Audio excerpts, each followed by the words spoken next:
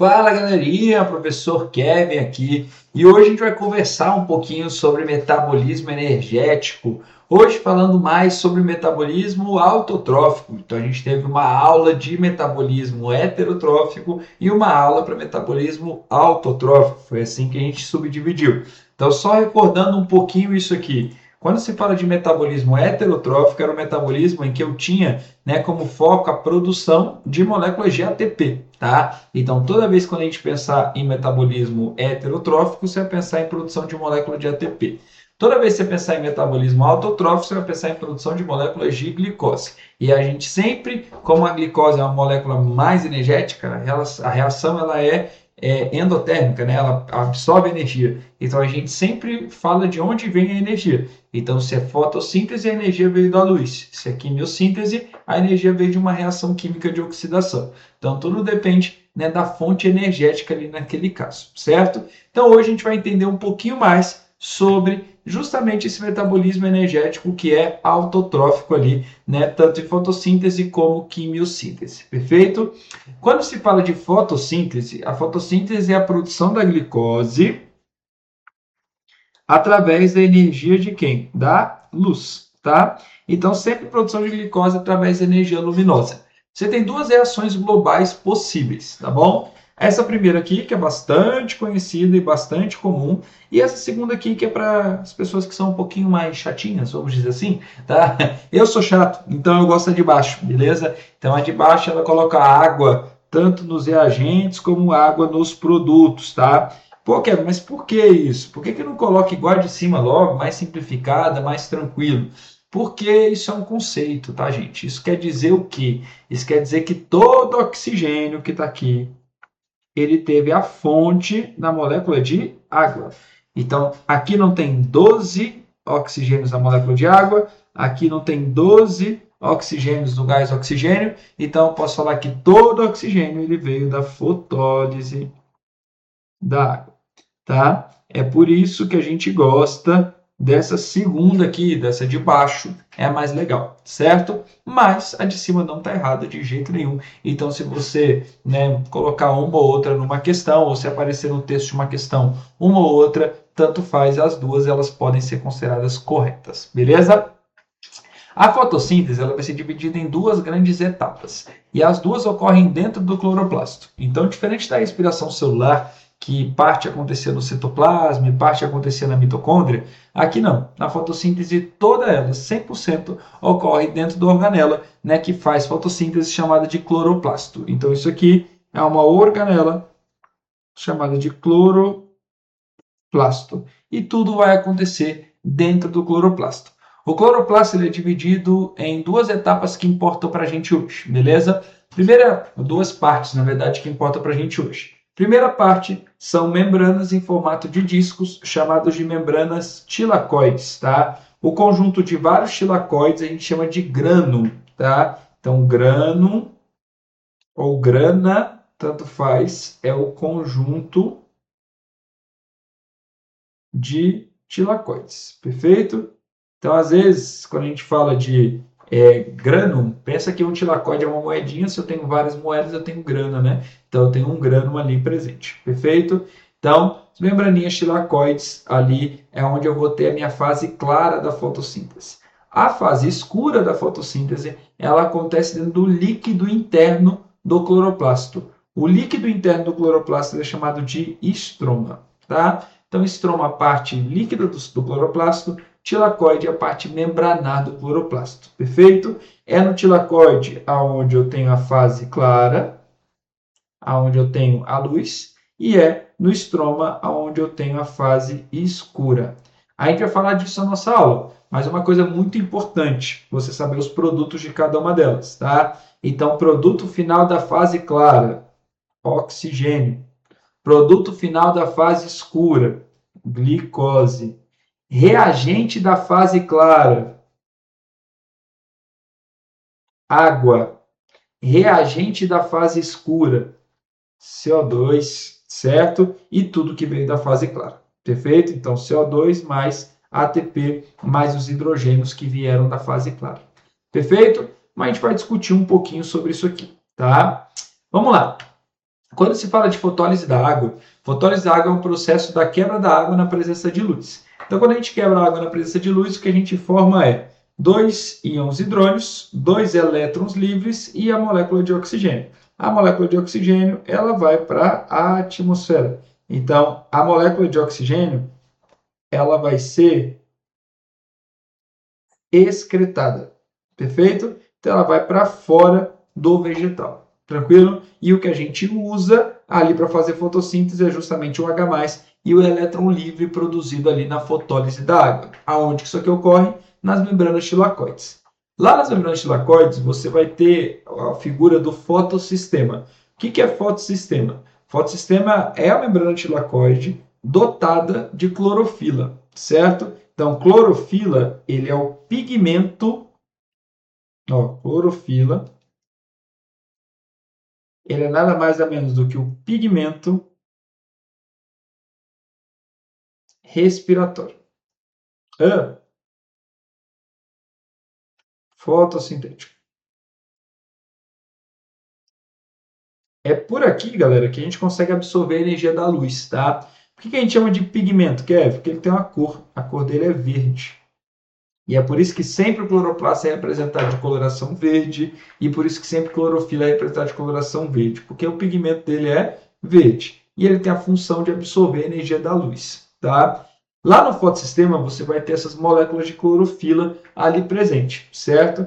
Essas moléculas de clorofila, ela pode ser de clorofila A ou clorofila B. São clorofilas diferentes, tá bom? E elas têm excitações diferentes, tá? É só você saber disso. Mais do que isso não precisa saber, beleza? Então o que vai acontecer? Lá no fotossistema 1, que é o nome disso aqui, ó, fotossistema 1, você pode ter uma fotofosforilação chamada de cíclica, certo? Então, o que é a fotofosforilação cíclica? É uma etapa da etapa fotoquímica. Então, preste atenção. Vamos voltar lá no início, certo? A fase clara, ou também chamado de fase fotoquímica. O que ela tem presente nela? Ela tem presente a fotólise da água, que a gente acabou de ver, e além da fotólise da água, ela tem os processos chamados de fotofosforilação. Aqui, ó, foto, luz, fosforilação, colocar fosfato. Então, é o processo que produz ATP da parte da fase clara. Você achando aqui? A fotofosforilação ela pode ser cíclica ou ela pode ser acíclica. Beleza? Então, vou até tirar um pouquinho para você tirar um print dessa tela. Pode ser, ó. Pronto, tirou o print aí da tela, certo? Queridões, então vamos lá. Quando a gente pensa na fotofosforilação cíclica, a fotofosforilação cíclica ela produz o que a gente chama de ATP. É o único produto dela, certo? Basicamente, o que vai acontecer é, quando a luz ela incide sobre o fotossistema 1, o que acontece? Esse fotossistema 1, ele excita os elétrons. Ao excitar os elétrons vão pulando de camada e ele vai cair numa cadeia transportadora de elétrons. Essa cadeia transportadora de elétrons é um complexo proteico presente lá na membrana do tilacoide, que é o complexo citocromo, que são as proteínas de membrana interna de cloroplasto. Perfeito? Bem parecido com o que aconteceu na respiração celular. Aqui você vai ter aquela enzima que produz ATP, chamada de ATP sintetase, e o que vai acontecer é que esses elétrons, ao ir pulando de camada, ao serem oxidados, eles acabam liberando energia, e ao liberar energia, você pega essa energia para produzir ATP, tá bom? Que é a adenosina trifosfatada. Então, a função do fotossistema 1, certo, é justamente produzir ATP nesse processo, beleza? Por que a gente chama a fotofosforilação de cíclica? Porque os elétrons saem aqui do fotossistema 1, eles são estimulados e eles retornam para onde? Para o fotossistema 1. Então, isso aqui acontece tendo luz, tá bom? Se tiver luz no vegetal, esse processo vai acontecer e ela vai produzir ATP, certo? A fotofosforilação cíclica, eu preciso dos dois fotossistemas. Fotossistema 1, que tem clorofila A, e fotossistema 2 tem clorofila A mais a clorofila B. Esse P700 e P680 são os graus de excitação, tá, do fotossistema. Fotossistema 1 mais excitável do que o fotossistema 2. Quando que a fotofosforilação acíclica acontece? Quando tem a fotólise da água, tá? Então, lembra que a fotólise da água, ela gera elétrons livres? Então, se a gente voltar lá, fotólise da água, além de produzir os hidrogênios, elas produzem os elétrons livres. Os elétrons livres, eles vão incidir sobre o fotossistema 2. Lá no fotossistema 2, a luz, ela bate no fotossistema 2, ele tem clorofila, ele absorve essa energia luminosa, deixa os elétrons excitados. Isso cai na cadeia transportadora de elétrons e isso produz ATP. Só que esse elétron pouco, né, excitado, depois que ele cai na cadeia transportadora de elétrons, ao invés de ele retornar para o fotossistema 2, ele incide sobre o fotossistema 1. Tá? E lá no fotossistema 1, eu acabo estimulando esses elétrons também pelo quem? Pela luz. Esses elétrons externos, quando eles são estimulados no fotossistema 1, eles vão reagir com a ferridoxina e ao invés deles serem, né, irem para a cadeia transportadora de elétrons para produzir ATP, eles vão reagir com essa enzima aqui, ó, chamada de NADP redutase. A NADP redutase, ela vai pegar o NADP, que é o transportador de cargas. Lembra do NADFAD da respiração? Aqui é NADP. Ele é um tipo de transportador de hidrogênio. Então, coloca aí, ó, NADP. Ele é um transportador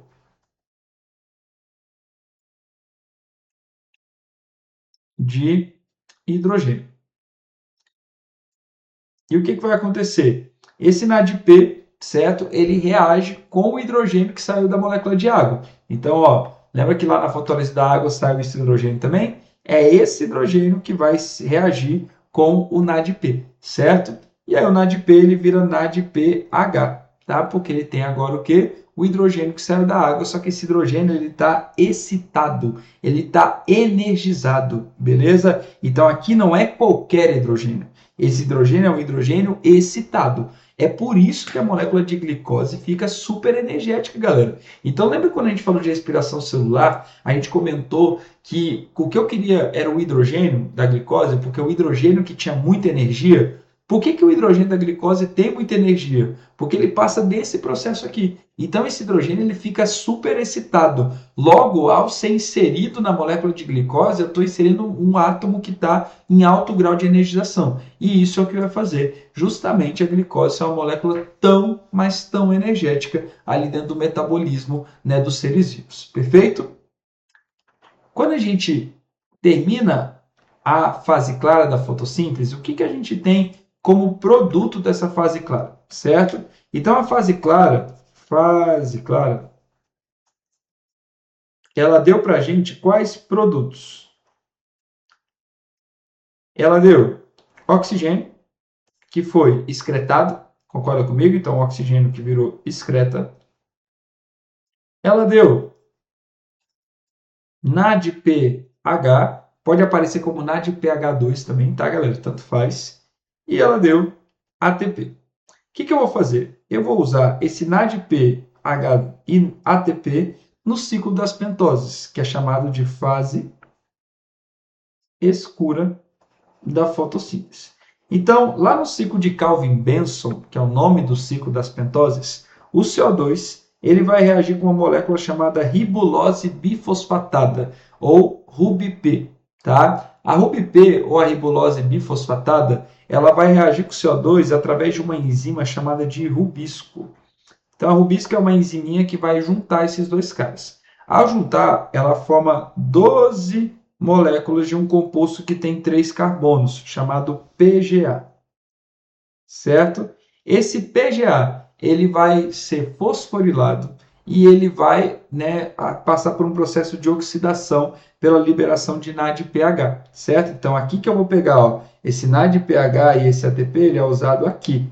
E isso forma uma outra molécula chamada de pigal, tá? Pigal é esse cara aqui também, ó, pigal. Dos pigal, o que vai acontecer? 2 deles vão ser usados para formar uma molécula de glicose, então isso aqui vai formar uma glicose, certo? E os outros 10 dele vão fazer o quê? Vão formar a ribulose bifosfatada. Para quê? Para o ciclo girar de novo, certo? Então, basicamente, o que eu tenho que saber aqui, Kevin? Tem que saber que o CO2 entra, junto com os produtos da fase clara para produzir a molécula de glicose. Por isso que um vegetal, ele precisa fazer fotossíntese, claro, mas ele também precisa fazer respiração celular. Porque o ATP, por mais que ele seja produzido na fase clara, ele é utilizado na fase escura. Então não sobra muito ATP. E se não sobra muito ATP, a célula precisa de um processo que produza ATP em grande escala para de fato ela conseguir fazer ali o processo metabólico dela. Por isso que o vegetal faz os dois, faz respiração celular e faz fotossíntese também. Beleza? Galerinha, alguns pontos, algumas coisas são legais a gente visualizar. Por exemplo, o CO2 ele tem um ponto de saturação dele. Então, o que significa isso? CO2 é bom para o vegetal, né? Então, quando a concentração de CO2 aumenta, o vegetal aumenta a taxa fotossintética dele. Mas existe um ponto chamado de ponto de saturação. E a partir desse ponto de saturação, o CO2 ele não faz mais tão bem para o vegetal, certo? Porque ele pode acabar atrapalhando outros processos celulares. Então, o CO2 ele tem ali uma taxa em que ele é bom para o vegetal. Acima disso, não é mais tão bom assim. Então, a lógica não é quanto mais CO2, mais fotossíntese. Não. Existe um ponto chamado de ponto de saturação, onde é o máximo ali de CO2. Além disso, a luz também tem um ponto de saturação. Então, o vegetal ele tem o máximo dele de fotossíntese, que a gente chama de ponto de saturação luminosa. Certo? Então, o ponto de saturação luminosa é o máximo de fotossíntese que aquele vegetal vai fazer. Se ele chegou nesse ponto, não adianta você colocar mais luz. Ah, eu vou colocar mais energia nesse vegetal, vou jogar luz nele. Vai adiantar? Não. Se ele já chegou no ponto de saturação luminosa dele, ele vai fazer fotossíntese naquela taxa sempre, não importa se tenha mais luz naquele ambiente, certo? Além disso, é muito importante que você saiba que a clorofila ela é excitada em comprimentos de ondas diferentes, tá? Então, o que acontece? Você tem aqui dois comprimentos de ondas que a excitação é grande. Primeiro comprimento de onda é o violeta azulado. Tanto que aquelas luzes de cultivo interna, elas são luzes que são geralmente violeta azuladas, tá bom? Geralmente nessa cor. Por quê? Porque aqui o percentual de absorção é máximo, tanto da clorofila A como da clorofila B. Além disso, no comprimento de onda laranja avermelhado, você também tem uma absorção boa. Agora, Kevin, aonde que eu não tenho uma absorção tão boa? Nesse faixa aqui, ó, que é verde amarelado.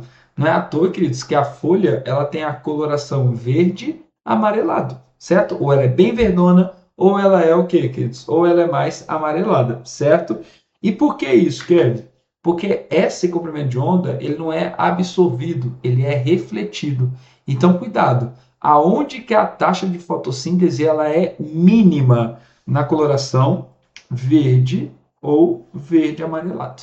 Aqui é onde eu tenho a menor taxa de fotossíntese. Isso é muito importante que você saiba, porque as questões adoram falar assim, ó, na coloração, no comprimento de onda da luz verde é onde eu alcanço a máxima taxa de fotossíntese. Para pegar o aluno que só pensa assim, ah não, a folha é verde, então isso aí vai estar certo. Erradíssimo. É a menor taxa de fotossíntese, por isso que a cor da folha é verde, porque ela não absorve a energia, ela acaba refletindo a energia. Beleza? Temperatura também influencia a fotossíntese. Então, por isso que às vezes, quando a gente tem essas ondas de calor, esse aumento de temperatura da Terra, isso acaba queimando a folha do vegetal, né? Isso acaba destruindo a folha do vegetal. Por quê? Assim como a gente tem uma temperatura ótima do nosso corpo para que a gente de fato tenha os processos metabólicos acontecendo, e se a gente supera isso, a gente tem febre, o que é ruim para o corpo, o vegetal também tem uma temperatura ótima para ele. Então, de fato, às vezes quando a Terra aquece demais ou quando tem um período de aquecimento gigantesco e de calor muito intenso, isso pode fazer mal para o vegetal, tá? Cada vegetal tem uma temperatura ótima dele, da fisiologia dele, e isso está totalmente ligado com a capacidade dele se adaptar a diferentes tipos de ambiente, tá? Então isso é muito importante saber que a temperatura também existe uma temperatura ótima, beleza? Além disso, existe uma comparação interessante. O vegetal faz respiração e o vegetal faz fotossíntese. Legal? Só que a respiração, ela gasta glicose. A fotossíntese, ela produz glicose. Então, quando a fotossíntese e a respiração, elas chegam na mesma taxa, tá? Você tem um ponto chamado de ponto de compensação luminosa ou ponto de compensação fótica. Então, o que é isso aqui? PCL, ponto de compensação luminosa. Ou você também pode chamar de fótica. Ah, quer ver? O professor chamou de PCF. Pode ser, não tem problema nenhum, tá tudo certo. Tá? O fótica e luminosa é a mesma coisa, beleza? O que isso significa, galerinha? No momento em que eu igualo a fotossíntese e a respiração, significa que tudo que eu estou produzindo, eu estou gastando. E aí, o que significa isso? Que a partir desse momento, quando a fotossíntese supera, né, o percentual de respiração, é que o vegetal consegue criar o quê? Energia a mais do que ele usa para manter o metabolismo dele. Ou seja, é a partir do que supera o ponto de compensação fótica que o vegetal ele cria o que a gente chama de reserva energética, e é aqui onde ocorre geralmente o crescimento de novas estruturas, florescimento do vegetal, crescimento e formação de frutos do vegetal, crescimento corporal do vegetal, o vegetal começa a crescer, começa a formar galho, começa a formar novas folhas. Então, tudo acontece depois do ponto de compensação fótica. E é interessante você pensar que a gente, geralmente lá na botânica, a gente divide, né? Heliófila, que é a planta que gosta muito de luz, e umbrófila, que são aquelas plantas que não gostam muito de luz. E aí tu vai perceber que aquelas plantas que a gente deixa dentro da nossa casa, aquela que não gosta muito de luz direta e tal, são plantas que também têm um percentual de crescimento mais lento. Elas não são tão rápidas ao crescer. Por quê? Porque o ponto de compensação luminosa dela, ele acaba gerando uma diferença com ponto de saturação luminosa muito baixa. Então tu percebe que aqui, ó, do ponto de compensação luminosa para o ponto de saturação, você tem aqui, ó, muito pouco, certo? E aí com isso ela tem menos reserva e menos potencial de crescimento. Diferente de uma heliófila. Olha a diferença da heliófila. Olha a quantidade, né, que ela tem ali, né, de saturação a mais do que o ponto de compensação luminosa. Então ela realmente ela precisa de mais luz para ela conseguir chegar nesse ponto máximo dela. Então é uma planta que se eu colocar ela dentro da minha casa, ela não vai viver legal, inclusive pode morrer. Então geralmente a gente deixa ela num local aberto, num local que tenha luminosidade, num lugar que pega a luz por um tempo, certo? E aí ela começa a se desenvolver. Por isso que quem mora em apartamento precisa escolher muito bem o que vai plantar dentro do apartamento. Porque às vezes a pessoa quer lá na sacada do apartamento produzir um monte de coisa, né? Gosta de planta, gosta de flor, gosta de produzir hortinha, e aí quer fazer tudo isso na sacada do apartamento. Só que aí às vezes escolhe umas plantas que precisa de muita luz. E essa sacada do apartamento vai lá e pega a luz 3 horas por dia só. Não vai ser suficiente para essa planta crescer, para essa planta ficar saudável. Tem planta que precisa de sol pleno por muito tempo, tá? Então a gente precisa escolher as plantas também, né, em relação a essa característica de qual luminosidade que ela precisa para crescer. Beleza? A quimiossíntese, galera, ela é muito parecida com a fotossíntese. O que muda é que aqui não tem fase clara, certo? Então a primeira fase da quimiossíntese, ao invés de ser uma fase clara, ela é uma fase de oxidação. Tá? Então a gente chama essa primeira fase de fase oxidativa, que é onde eu vou ter a reação de oxidação, certo? Essas reações de oxidação, elas vão liberar energia, ATP, e vão liberar NADPH. Para quê, Kevin? Para girar o ciclo de carbono, produzir o mesmo pigal que a gente falou, e a partir daqui produzir a molécula de glicose, certo? Você só pode, né, pensar no seguinte, cara, quem que tem mais energia? Uma reação de oxidação ou a luz do sol? Né? Então, a luz do sol tem muito mais energia do que reações de oxidação. Então, evidentemente que fotossíntese rende muito mais do que quimiossíntese.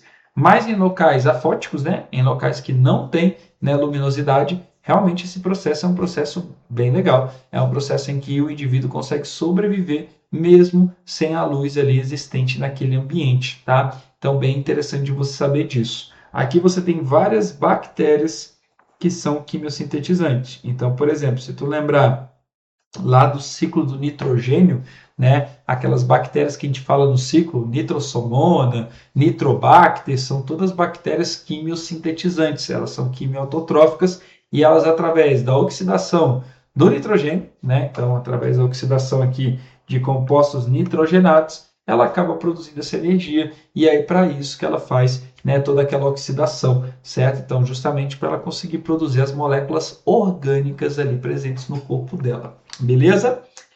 Galerinha, por hoje é só. Tu percebe que é uma aula assim complexa, né? São muitos dados, muito conteúdo aqui. Tanto a aula de respiração e fermentação como uma aula de quimiossíntese e fotossíntese são aulas pesadas, tá? Então assim, minha dica para tu é que você de fato consiga ver com calma e que você não desista no meio da aula, tá? Então não desiste, vê quantas vezes for necessário. Então às vezes a gente demora mesmo para aprender determinados conteúdos que ele tem uma dificuldade maior, tá? Então veja, né, isso aqui com calma, principalmente se você quer, gente, um curso de saúde, se você quer um curso de biologia, né, então biologia veterinária, odonto, medicina, tudo isso aqui você precisa estudar, né, esses conteúdos posteriormente. Então, se você chegar na universidade já sabendo um pouco desse conteúdo, isso vai facilitar também tua vida futura. Então, assim, não compensa desistir desse conteúdo, tá bom?